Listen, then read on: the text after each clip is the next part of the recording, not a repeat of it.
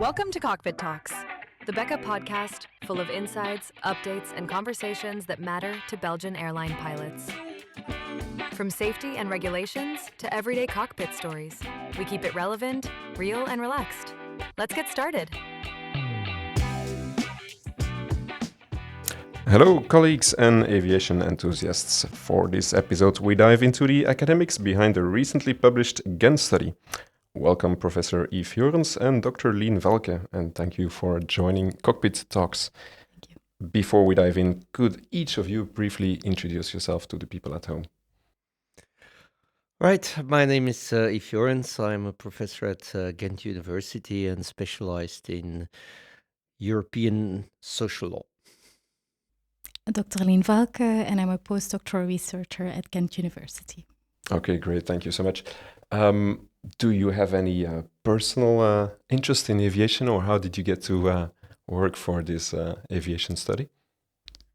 We have truly rolled into the aviation industry, as will be illustrated in the next few minutes, I think.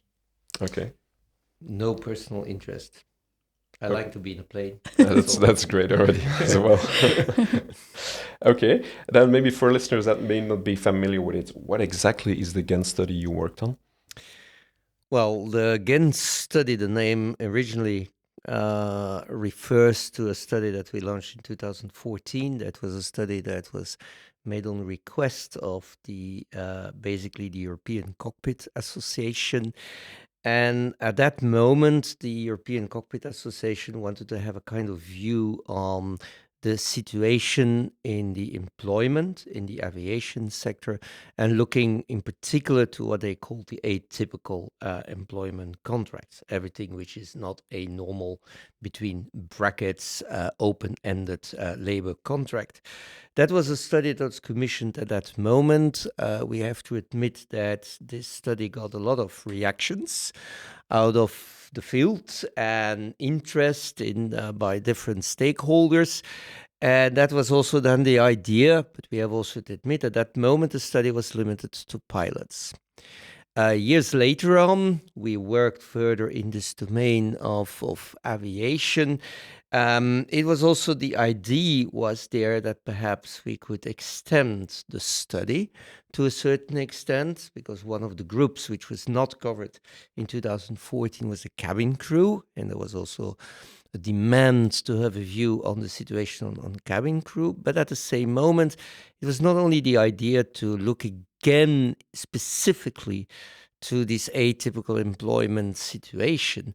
The idea was basically that in the 2014 study, out of open questions, out of reactions, there was a lot of interest about a new topic which was popping up, I would like to say, at least in the report, was management culture, safety issues, well-being aspects. And we thought that it would be interesting 10 years later on to continue to work on this domain. And that exactly happened with the Ghent study too, which, as mentioned, looks to a much broader field of interest, also takes on board the cabin crew. And thirdly, we also extended, the partners who were involved in that study. Apart from the European Cockpit Association, we also have the European Transport Federation, which is a very huge organization worldwide representing workers in different transport models, from freight over trains and aviation system. And in addition, we also would like to have, and we did that with ENA, at least with an employer organization, an airline organization involved, so that all stakeholders were on board. And that's basically our Ghent study. Okay, so yeah, it's the ECA, ECA, European Cockpit Association, the ETF, and then the ENA. So three different parties. What developments in the aviation sector triggered the need for this updated research? Well, on a certain moment, there was, of course, the request and the personal interest to look, I would say, to all these developments. On the other hand, at a personal interest, Dr. Lien Velke was writing her PhD on this topic, so that covered, of course, also the interest. And at the same moment, we were dealing with a very specific period. I think you're all familiar with this period, of course, the COVID and the pandemic, which had a huge influence on aviation, an almost complete standstill at a certain moment of aviation, which triggered interest of also of new questions.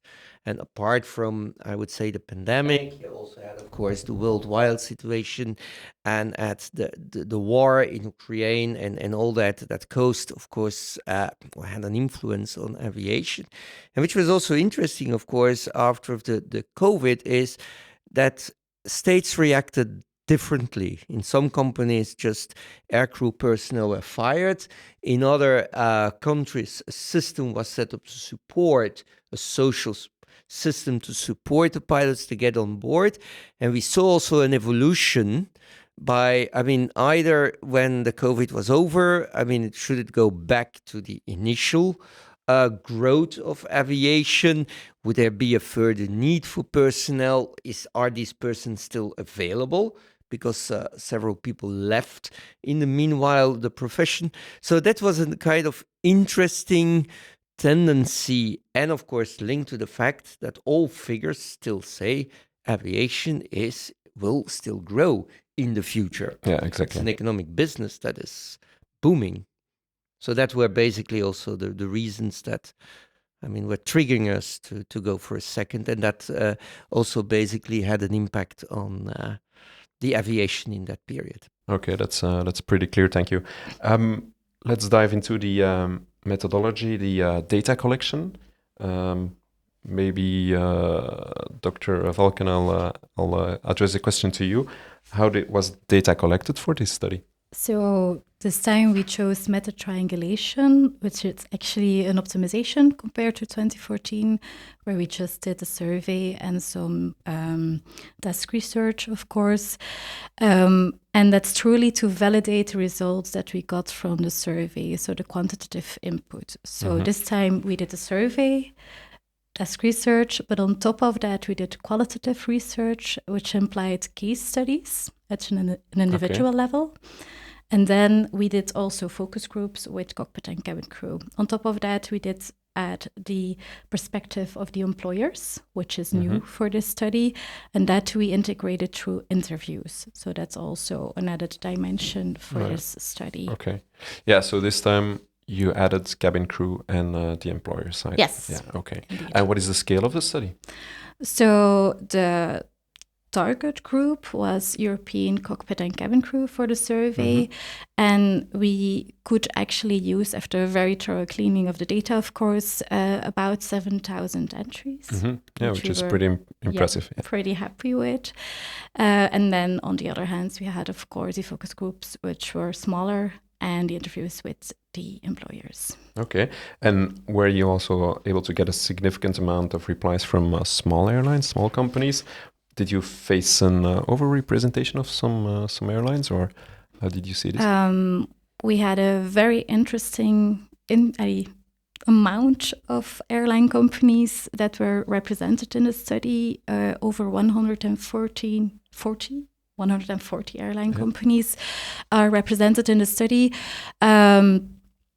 We are not able to actually say whether or not it's representative because we do not have data to actually do the analysis, but we are very happy. Yeah, that's something I read in your study as well, is that you say there's no official data on how many pilots we have actually in Europe or how many cabin crew there's flying. So that's the only difficult It's a very big part bracket that we have to work with. For example, in 2014, we knew it was between 55,000 and 70,000, which is a very big difference.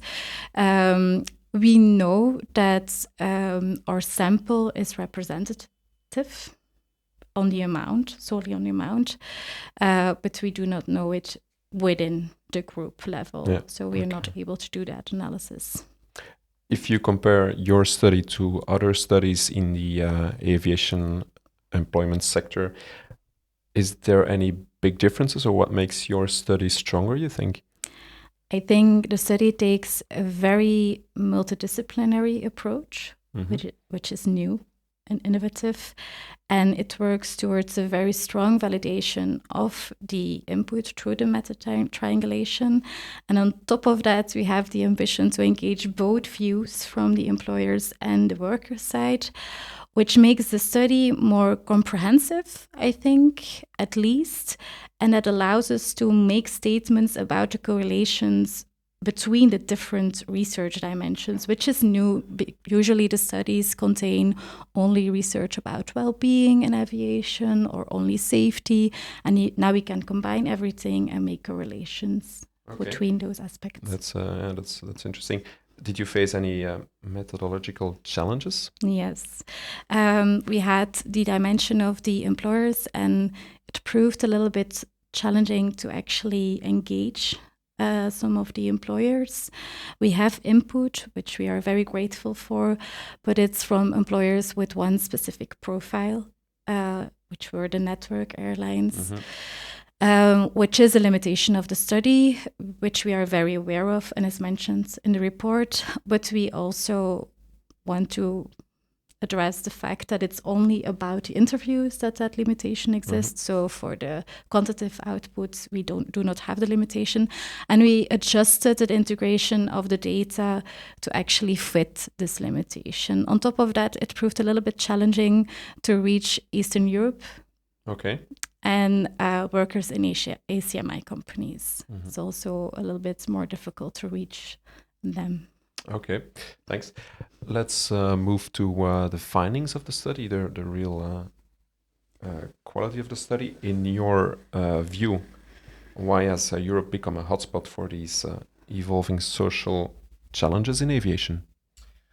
Well, I would say there are a couple of reasons for that. First of all, of course, I mean, it's only in the 70s, I would like to say, that Europe also discovered that the aviation market was confronted with the liberalization. In the past, it was also kind of national airlines, and you saw that European Union was also, through decisions of the highest court, was opening and saying, no, also the liberalization should apply to the aviation market. And of course, at that moment, we saw also that the low-cost carriers were, of course, from the moment it's liberalization, were popping up also in Europe. And one way or another, of course, Europe remains a rather small market, I would say, perhaps not in the percentage like that, but of course it's the countries, the airports are close to each other.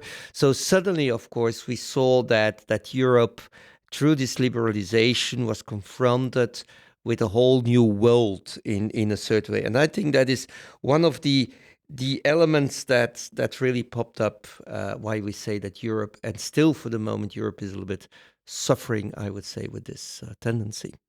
Do we see similar trends outside of the EU? Yeah, I mean, the debate about cost cutting is, of course, not unique to Europe. It's unique. I mean, it applies to all the world. The aspect in that is a little bit, and as a matter of fact, I would even say that the cost cutting might be even higher outside Europe, because there is one main reason for that, is that, of course, this is in a certain way the difficult issue, some people will say, is that outside Europe, if you look also aviation is an international sector, and if you look into from an international perspective, and the international rules and the international organizations, I would say that the social rules or rules dealing with social matters are not that overrepresented. I mean, there are not so many standards in that domain. And that is why you have a lot of also a fight for cost cutting, especially in the labor domain. In Europe, you will notice, of course, this is the same tendency. On the other hand, perhaps in Europe, there is more a request at a certain moment also to fight for labor and social standards, which in a certain way could limit, I would say, at least from a perspective, this idea for further cost cutting. And can you explain what the study reveals about atypical employment? Well, perhaps at a certain moment there was the expectation We could say that atypical employment would perhaps increase, taking into account the level we had in 2014. However, we discovered basically that it's not completely true. As a matter of fact, there is no increase in atypical employment 10 years after the first Ghent study. That doesn't imply that, of course, all companies are now working with open-ended employment contracts. Definitely not. What we can also indicate is that you have different ways of working, that these are spread over low cost and over network airlines. And in additionally, that there are certain groups which are definitely also increasing and also in concerns. And then I would say, in particular, of course, the ACMI is a model that raises throughout the study, throughout the different indicators we investigate, is clearly a model that is raising concern. Okay. And in certain, I would say, companies, you will have more ACMI than others, but I think it's more related to that than basically saying, okay, is there an increase in atypical employment? Okay, that's atypical employment is also overrepresented in Eastern Europe. Yeah. If you look into the point, diversification based on the location, it's a very, very clear tendency in Eastern Europe. Okay. Yeah. The Guardian and other media recently picked up on your research as well. They highlight the cost-cutting, staff pressure as a safety risk. How does precarious employment influence flight safety and reporting culture? I would like to address the fact that I want to see precarious as a very broad term when addressing this question. And I want to steer away from solely looking into atypical employment, but truly go into every dimension of employment and the precariousness there. So I will give you some figures that are actually, I think, speak for themselves. We will start with mental health, where we see that about 70% of respondents actually score mental health levels below the neutral level. And then on top of that, we have 16% that report neutral levels, combining into more than 85% of respondents that actually have pretty worrying outcomes for mental health. Yeah, so that's really not so great. That's a lot. On top of that, almost 80% say that they feel dehumanized by management. And when you combine those two figures, you see then when they speak about a willingness to talk about mental health issues within the context of the airline company, more than 55% say that they're not willing to address the issues within the company. Okay.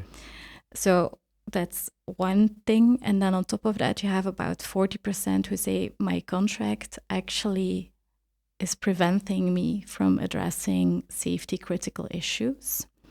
And about 50% say that they would never address fatigue issues or and safety-related questions within the context of the company.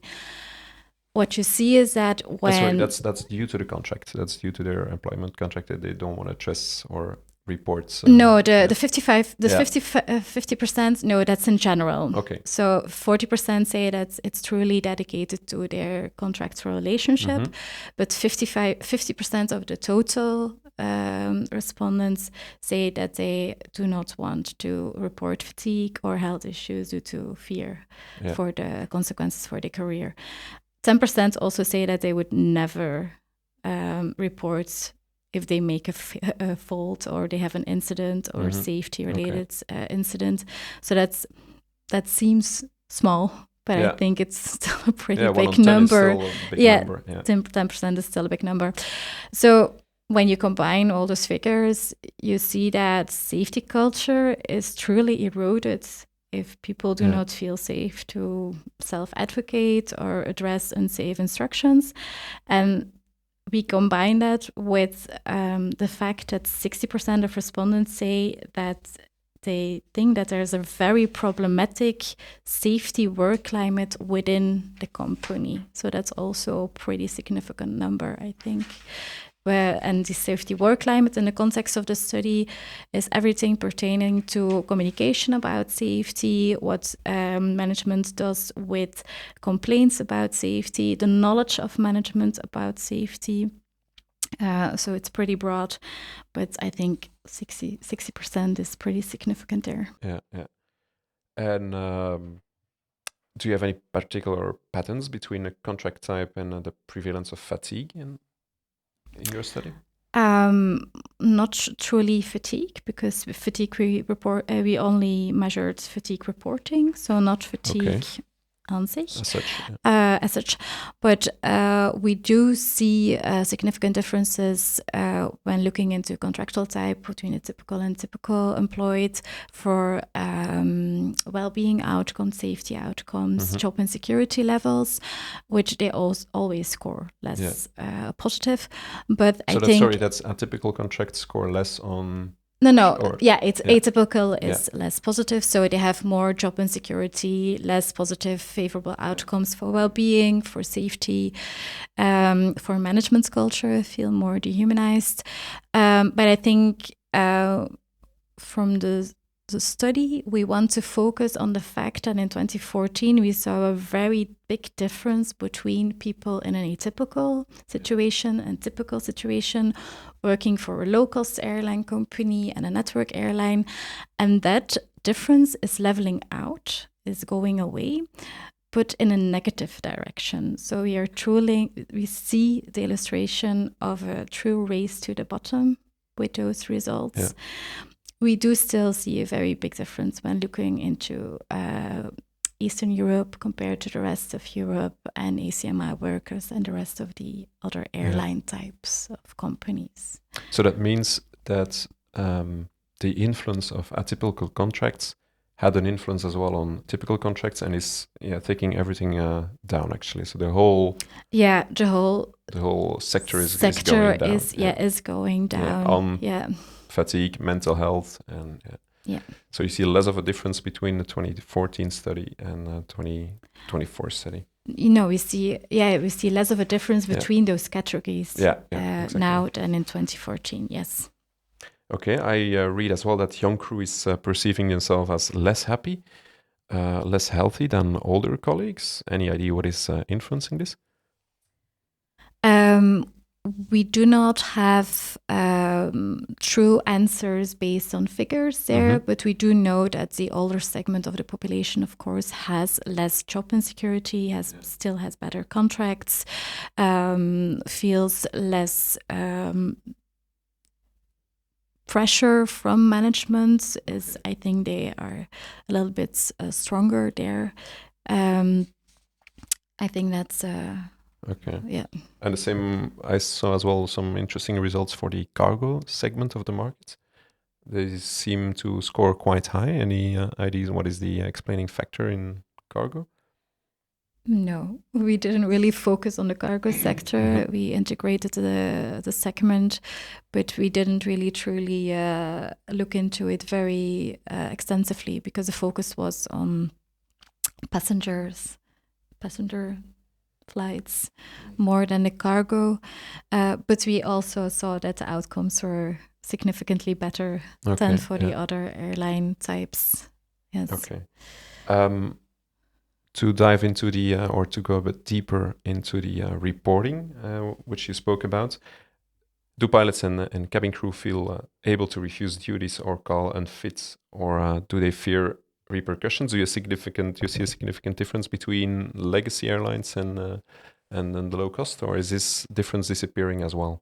Well, I think there is without any doubt, and in a negative way, a clear impact that is we notice. However, our study is not basically looking at a particular airline company. We work basically on a level of groups and to see if there are tendencies. So we clearly, that was not the idea neither. We don't have it's impossible to know basically if a company A would have more impact than another one. So that is the point. On the other hand, I think we clearly see a trend in in a negative way, also compared to 2014. I would, however, also to emphasize, I will give you a few figures. Of course, we have to take into account that in 2014 it was only pilots, and now we have pilots and cabin crew. So sometimes there is also a clear difference often between cabin crew and pilots. But for example, if you ask the question, are you sometimes reluctant to take, I would say, safety decisions out of fear for possible negative consequences for your career, then the figure today, I mean, which is still high, I would say, even in 2014, it was about 30%. In today, it's 35%. Now, I have to admit, 2014 was pilots, and the pilots were in this time more or less the same level. The figure is a little bit higher due to the influence of the cabin crew, but nevertheless, it's a high figure. But perhaps a very, I mean, interesting two figures I would like to give is, we asked to them, I mean, can you decide, I mean, is the statement correct? Is the following statement correct? I can decide not to fly for legitimate reasons of illness or fatigue.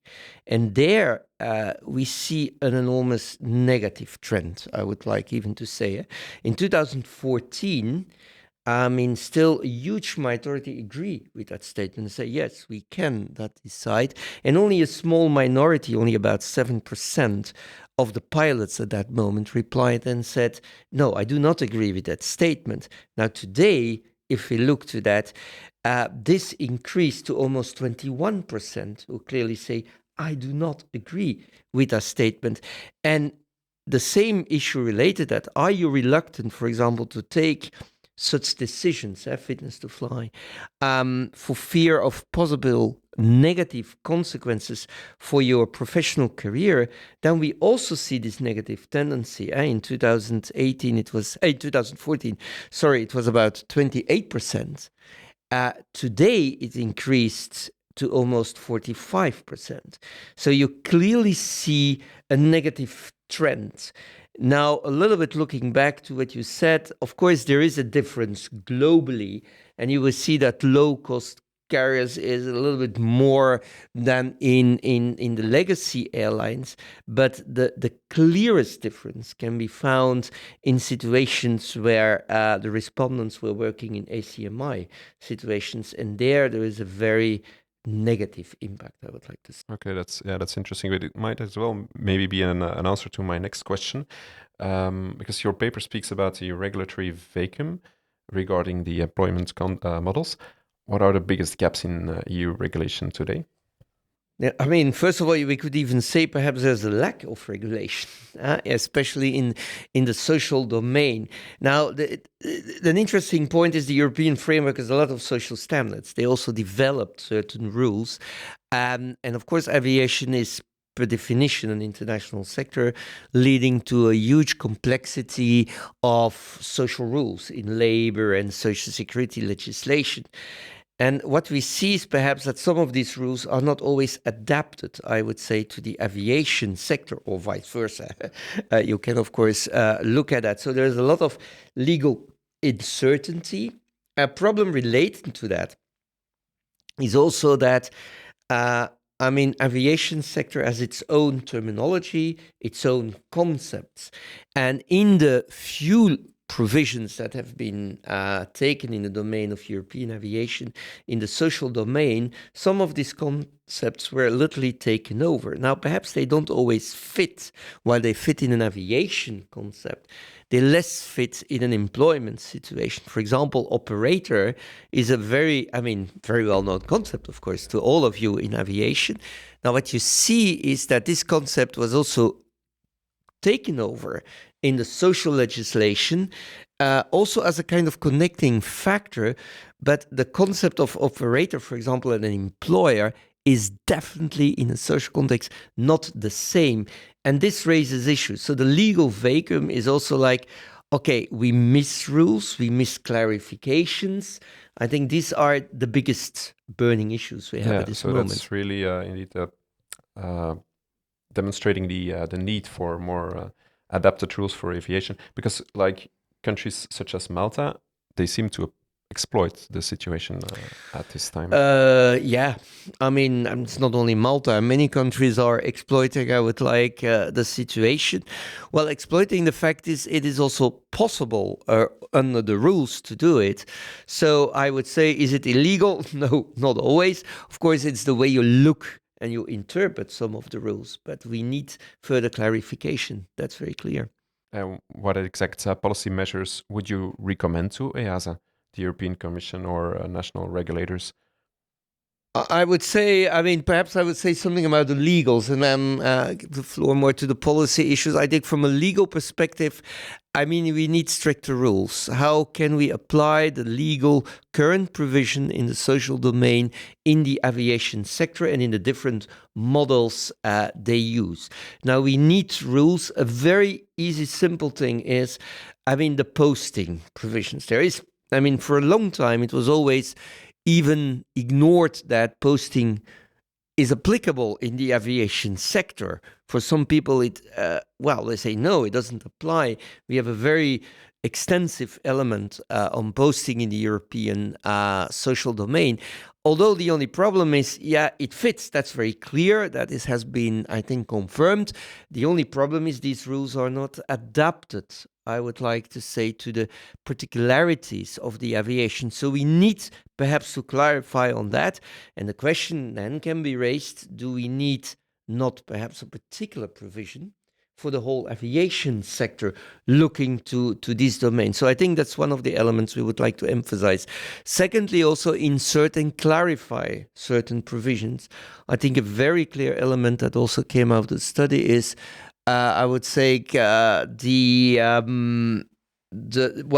related to that is the time flight limitations, which is a concept which apparently, which is very important and used, but it's what we notice out of the survey also that these TFLs are not always, I would say, FTLs, flight time limitations, that they not always fit for the different models and even sectors in aviation. And this is putting problems, I would like to say. So I think there is a need to look on that. And the concept of home base, which is a very well-known concept. And I think, and that is, I would particularly try also to encourage the European institutions, is to take care of the enforcement of the rules, because I think this is an element which is lacking to a big extent, and you need therefore a lot of multidisciplinary cooperation between different stakeholders, different inspection services, aviation authorities, and I'm afraid this is lacking. And there you're referring to the problem where your home base is in a completely different country than your contract, actually. That's for example. Also how you define, how you control home bases, what do you do with people who have several operational bases and not a home base? Are the rules adapted to that? I think this is a clear issue, Yeah, and that's one of the issues as well with ACMI, I guess. Yeah. That's a very clear. ACMI is very demonstrating also like who is the employer and these models, how do they fit in it? And I think this is a little bit the conflict we encounter. And I would say these are the rather strict legal matters. And then I think there are also some policy matters. Perhaps Lien can add something on that. Yeah, we should truly go for a strengthening of the employment protection and work towards a true level playing fields. We also see the demand from the airline companies themselves that we have that we have the interviews with, and then of course we have to have the necessary attention for the human dimension regarding well-being and such, but we also have to dare to address management culture, I think, in aviation, and maybe set some minimum standards for management, education, safety knowledge before getting a management position in aviation. And on top of that, of course, we have to enhance collective representations for all categories of workers that they all enjoy. So you see a clear link between management culture and safety, actually. It's actually the most determining factor for the outcomes in our safety research. Management culture, mainly humanization, actually, which is pretty interesting to see. The better you treat your people, the better they will behave. Safety related. Yeah, and that's, safety, that's the end of, that's the end goal of... It's the core. Of our flights. It's the core of the aviation industry. So it's actually a nice outcome. You have a very big impact as management on the safety outcomes. So the essence of your job. Takeaway from this podcast, indeed. You also suggest that the EU airlines operate in a more complex and a stricter net of regulations than competitors from outside the EU. Is this a perverse effect of the EU trying to create rules and then actually getting a different result than expected? I'm not sure whether it's really perverse, but we have to recognize that this is an important issue one has to take care about. I think the optimal way is to find a balance between social regulation and guaranteeing a certain flexibility in your business model, or to a certain extent. Aviation is international, and if you would make it extremely strict on a European level, and that is a tendency you already see, it's very easy to switch to a third country, a non-EU state, and to start your business from that perspective. Let's not forget, of course, that the EU can only regulate within the EU level. So I think it's rather, I would say, a call as well for the EU. I think there's a clearly need for a more social regulation, but perhaps it might be also a plea for the EU to the international organizations to also take into account, to IATA, to IACO, to take this into account. And to create a level playing field internationally. Indeed. That's clear. Did you get any reactions from airlines, the regulators or the unions on this research? We're very happy that the unions are proactively using the report when they're pushing for stronger labor protections. And we are lucky with the timing of the report because it aligns with regulatory reviews currently. So we have a momentum. So I think they will actually use it and push for it. From the airlines, we have diverse reactions, which can be expected. Some are cautious, of course, but some of them are very welcome to actually have a data-driven dialogue. But we cannot forgo the fact that the cost pressures for them also remain very real. It's very difficult, to be an employer in the aviation sector currently, and the level playing field there is a very big ask. But I think what is important also to stress, what you notice is we saw more airline companies also at least even looking into the studies, and even we have been representing the results at some airline companies, which means that they also look, say, internally we are debating this. What the outcome is, that's another issue, but at least they look. But opening the debate is already a great outcome of your study. We had a lot more reactions in 2014 from the airline companies. Yeah, from the airlines, and now switching to the regulators. Did you get any replies from them, any reactions from them? Is there a willingness to address some of the issues you raised? They were present at the conference. Well, let us say that one of the problems is, in 2014, the study caused reaction. The study was presented at different regulators at high European level. That was it. They raised the issue, they said this is the issue, and they started to reflect, perhaps we should do something. And we saw the pressure, also I would say from the stakeholders, asking the policy makers also to reflect about it. However, to a certain extent, years later on, we noticed often that they say, well, not much moved. We are still basically where we were 10 years ago to a certain extent. I would say there is a growing interest. Today we hear that at the European level, also out from the Commission, they mentioned that they should work in the aviation sector. So there's an interest for aviation. However, unclear is this only going to be on a liberalization? Is this going to take more social elements into consideration and the right ones or not? This is an open question. So, but at least I would say it is on the table. Okay, yeah, that's already one positive element. That's nice. Yeah. The ECA or ECA, BECA itself, or other airline pilot associations have a role to play as well. How can we ensure that safety reporting remains protected in this increasingly flexible employment environments? Yeah, keep doing what you're doing, ensuring union and collective representations for all types of contracts. I think that's the basis. And then on top of that, ensure labor protections that make people feel safe to report fatigue issues as such, where you should address the issue of anonymous reporting, of course, and the possibility to truly report anonymously. And ensure a low threshold to actually address mental health issues. I think that's very significant in this context too. We have seen in the context of my doctoral dissertations that unions actually play a bigger role in ensuring the protection of mental health than the organizations set up by the airline companies under the legal obligation to actually provide a peer support group. We see that people feel safer in the context of a union than in an organization that is related to the airline company. So you play a very significant role there. Yeah, so that's a good takeaway from your study as well. Yes. We can't just look at the past or the present, we need to look ahead as well.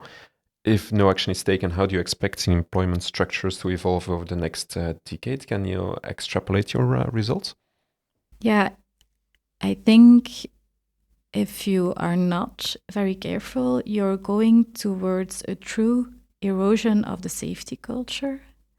And then when you combine it with the issue of the retention of experienced crew, you truly have a danger of a risk to actually undermine the reputation of European aviation as a very safe aviation segment and an aviation market.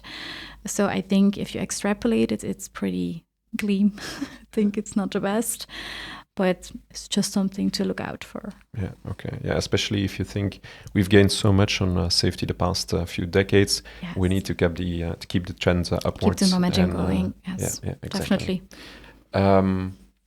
What would a healthy and sustainable employment model for aircrew look like? Is it always a one-to-one between employer and pilot? No, I mean, in a broad way, I mean, I would say an important challenge and healthy is to recognize the importance, of course, also of your personnel. Personnel is an asset. It's not a number in an element. And I know HR, people often use an expression to say, happy cows give more milk. Now, I don't want to compare pilots or whatever to cows in that perspective, but I mean, I use this expression to a certain way to say, okay, take into account, happy people are an important element on that. You have to keep persons on board. And this, I think, is very important. Also, retention is an element also related to that. So I would like to say, in a certain perspective, give more legal certainty, recognize there are a lot of challenges. Climate change is and you have decarbonization it's an element where airline companies have to take care of. And it is right, this is an important element, but there is also the social dimension. I would like to say, so clarify it and try to have a fair, secure labor force, because that is the future of the aviation sector. That implies regulation, perhaps, that implies clarity, that implies to look at often a too far going ACMI. ACMI is a model that exists, and you should not abolish it. The question is also, is that tomorrow the basic model? Yeah, then we have another issue. So I think take social sustainability as a crucial element in your flag. Okay, that's clear. Thanks. We're heading towards the end of the podcast, so just a few last questions remaining. Academically speaking, what's a possible next step, version 3.0 in 2035? All depend on my age, then presumably also of an element. I think 2.0 grow out of a growing interest, of course. I don't think we have today an interest of 3.0, although if that's possible, perhaps yes. But then it should not be immediately looking to again what was 2.0 or what was again 2014. You can try to have a longitudinal and to see trends, but that raises, of course, several issues. I think what we found important is, I would say, to keep the finger on the pulse to a certain element, is to see what are trends. And I would personally say, from an academic perspective, look also to certain particular issues. I mean, we haven't been looking, for example, to also an important group of people more at the airports is ground handling stuff, because they also are an important element. I think, like you said, cargo is also interesting to look at it. I would also like to say ACMI in all its dimensions. I mean, you could have more focused studies on some of the issue. You could, of course, look clearly to this tendency for third countries' involvement. I would like to say these are all, I would say, clear studies that is important to a certain element. So I would rather say, from an academic perspective, look further, keep the finger on the pulse. What are the trends? Let's be clear, in 2024, we learned during the years that mental well-being was a key interest. So we also wanted to include that. So perhaps we have to see what is happening. Okay. And then what is the one message you hope the aviation community takes away from the Ghent Study 2.0? Perhaps Lien first. Yeah, skies need fair work, and I think environmental sustainability should go hand in hand with social sustainability. I think we gained even more respect for the workforce, for the air crew. I think we truly can attribute the safety outcomes that we still have today to their engagement, their dedication, and their love for aviation. And we see that a lot of airline companies already acknowledge that fact and really invest in the human dimension of aviation. And that's the only thing that will truly ensure safe and sustainable aviation for the future. I will try to limit myself to one sentence, basically saying, like, fair social sustainability is an indispensable part of the future of aviation. Okay, Professor Jorens, Dr. Velke, thank you so much for this great podcast. Stay tuned for many more cockpit talks in the future. Bye-bye. Thank you. Pleasure. Thanks for listening to Cockpit Talks, brought to you by the Belgian Cockpit Association, the voice of pilots in Belgium. Visit our website, beca.be, and subscribe at our socials for the latest updates.